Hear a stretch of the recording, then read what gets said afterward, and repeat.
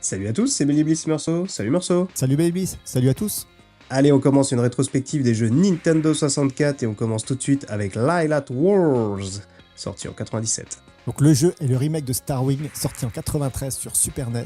Développé et édité par Nintendo, il fait partie de ces jeux qui basaient avant tout son concept sur une nouveauté technologique, comme avait déjà fait Mario Kart avec le mode 7. Ici, il s'agit de la puce Super FX, directement incluse dans la cartouche, qui permet à Star Wing d'être le premier jeu console en 3D, et de nous proposer des graphismes fil de fer de toute beauté.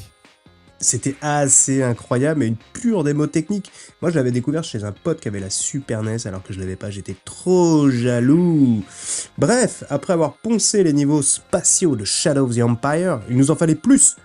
Et c'est tout naturellement qu'on s'est tourné vers Lylat Wars Shoot 'em Up en forme de rail shooter qui utilisait au mieux les capacités de la console. Lylat Wars est le remake à l'identique de Star Wing, seuls les graphismes ont été entièrement refaits.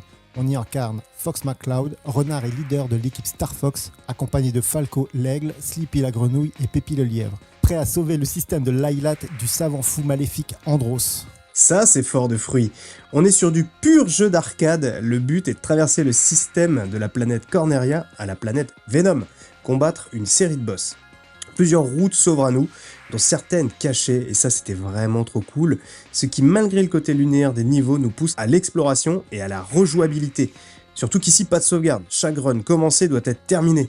Lylat Wars se pose en parodie de Star Wars, tous les codes sont là, du droïde mécano au boss qui explose comme l'étoile noire. Les persos sont attachants, les environnements suffisamment variés pour ne jamais être lassant, la difficulté augmente naturellement jusqu'à devenir assez costaud sur la fin. La prise de main est précise, instinctive et le gameplay assez varié, jusqu'à des phases au sol aux commandes d'un char ultra dynamique. Le jeu est fun, sans friction et c'est tout ce qu'on lui demande. C'est un excellent jeu de fond sur lequel on veut revenir régulièrement, un des grands jeux de la N64 qu'on a trop vite fait d'oublier. Allez, ciao! Salut!